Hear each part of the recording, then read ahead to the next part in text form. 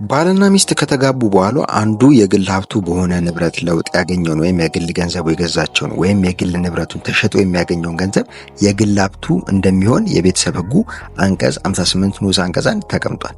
ነገር ግን ይህ ድንጋጌ ተፈጻሚ የሚሆነው በግብይት የተገኘው ገንዘብ የግል ይባልልኝ ብሎ አንደኛው ወገን ጥያቄ ሲያቀርብና ፍርድ ቤት ሲያጸድቀው ብቻ ነው በማለት በአንቀጽ 58 ንዑስ አንቀጽ 2 ላይ ተገልጿል። በዛሬው ፕሮግራሜ ከጋብቻ በፊት የተገኘ ንብረት የግል ይባልልኝ ተብሎ ስለሚቀርብበት አቤቱታ የምነግራችሁ ይሆናል ማለት ነው። ሰላም ክቡራትና ክቡራን ተከታታዮቼ እንደምን አላችሁ? እኔ በጣም ደህና ነኝ። ዛሬም እንደተለመደው በወሳኝ መሰረታዊ የህግ ፕሮግራም መጥቻለሁ። በዛሬው ፕሮግራሜ ከጋብቻ በፊት ያገኛችሁትን ንብረት ወደ ትዳር ከመግባታችሁ በፊት የግላችሁ ሆኖ እንዲቀር በኋላ ላይ ፍቺም ሲመጣ እንዳትከፋፈሉት የሚደረግበትን ስነ ስርዓት የምነግራችሁ ነው ማለት ነው። ባልና ሚስት ብዙ ጊዜ ከሚያንታርቀው ጉዳይ መሃል ይህ ንብረት የጋራችን ነው፣ የሱ ነው፣ የሱ አይደለም ወይ ደግሞ የሷ ነው የኔ ነው የሚል ክርክር ነው።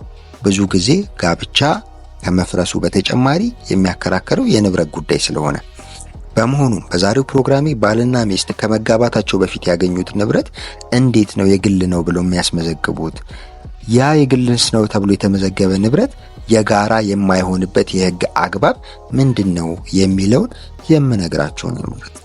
ለዚህ ቻናል አዲስ የሆናችሁ ቻናሉን ላይክ፣ ሼር፣ ሰብስክራይብ በማድረግ አብራችሁኝ እንድትሆኑ በታላቅ አክብሮትና ትህትና ጠይቃለሁ። ቀጥታ ወደ ዛሬው ፕሮግራም ይገባል።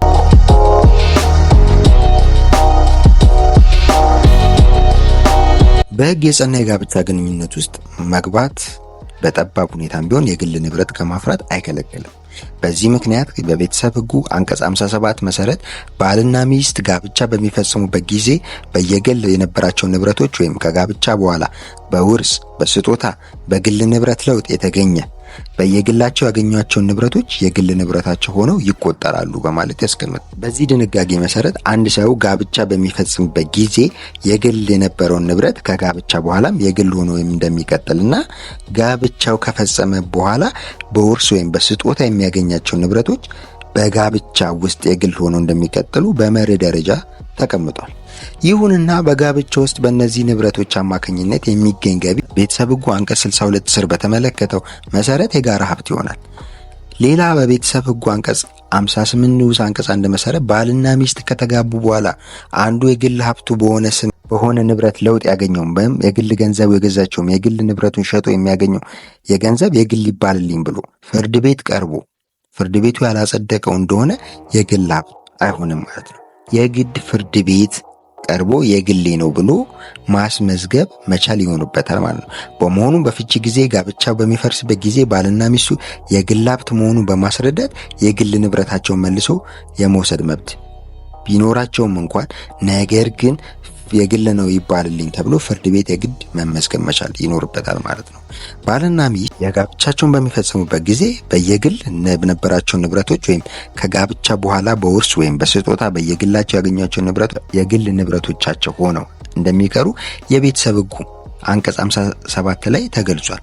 በመሆኑም በፍርድ ቤት አንደኛው ተጋቢ የግል ሀብት ነው ካልተባለ በስተቀር እደግመዋለሁ፣ የአንደኛው ተጋቢ የግል ሀብት ነው ካልተባለ በስተቀር ባልና ሚስት ከተጋቡ በኋላ በግብይት የሚያገኙት ንብረት ሁሉ የጋራ ሀብታቸው ይሆናል። ይህ ደግሞ እጅግ አጨቃጫቂ ጉዳይ ከሆነ ሰንብቷል። እርግጥ ነው በአዲስ ተጋቢዎች መሃል ንብረት የግል ይባልልኝ፣ አንቺም ለብቻሽ እኔም ለብቼ የጋራ እንዳይሆን የግል ንብረታችንን እናስመዝግብ ማለት በማህበረሰብ ውስጥ ያልተለመደ ተግባር ነው። በዚህ ላይ ሁለት አይነት አስተሳሰቦች አሉ።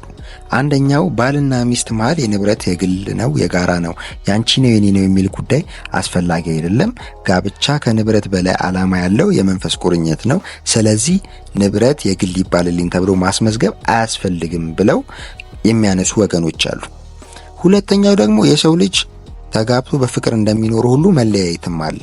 በመሆኑም ተጋቢዎች ከጋብቻው በፊት ያገኙትን ንብረት እንዳይቀላቀልባቸው ለክርክር እንዳያጋልጥ የግል ይባልልኝ ብሎ ማስመዝገብ ተገቢ ነው ብለው የሚሞግቱ አሉ።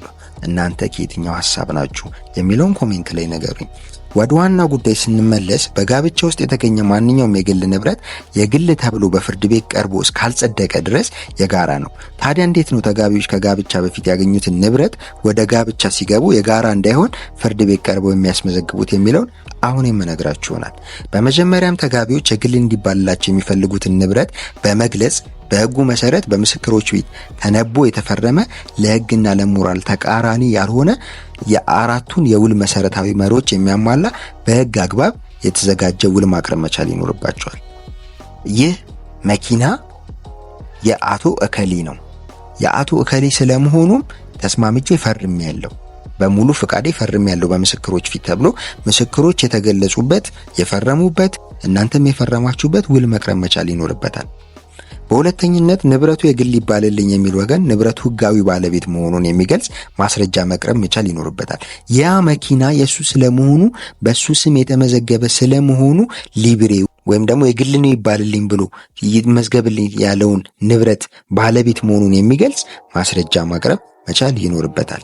በመጨረሻም በፍትሐብሔር ስነ ስርዓት ሕጉ አንቀጽ 222 እና 223 መሰረት ከጋብቻ በፊት የተገኘ ንብረት የግል ይባልልኝ በሚል አርዕስት የተጻፈ አቤቱታ ተዘጋጅቶ ቀደም ሲል በተጋቢዎችና በምስክሮች የተፈረመው ውል እንዲሁም ንብረቱ የግል ይባልልኝ የሚለው ወገን የንብረቱ ሕጋዊ ባለቤት መሆኑን የሚገልጽ ማስረጃ አባሪ በማድረግ ስልጣን ላለው ፍርድ ቤት ማቅረብ ይኖርባቸዋል ማለት ነው።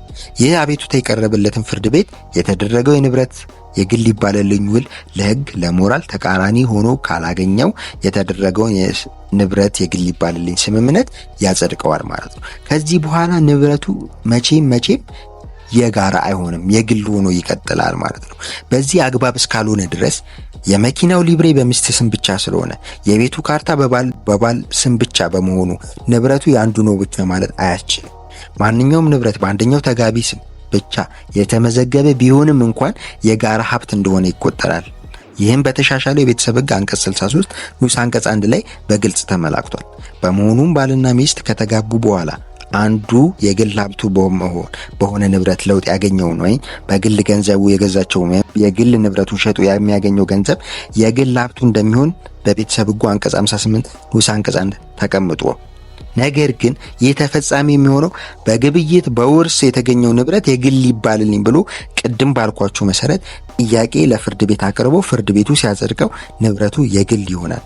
ይህም በተሻሻለው የቤተሰብ ሕግ አንቀጽ 58 ንዑስ አንቀጽ 2 ላይ በግልጽ ተቀምጧል ማለት ነው። ስለዚህ በዚህ አግባብ ንብረቱን የግላችሁ ማድረግ ትችላላችሁ እንጂ ንብረቱ በእናንተ ስም ስለተመዘገበ ብቻ ንብረቱ የግላችሁ የራሳችሁ ነው ማለት አይደለም።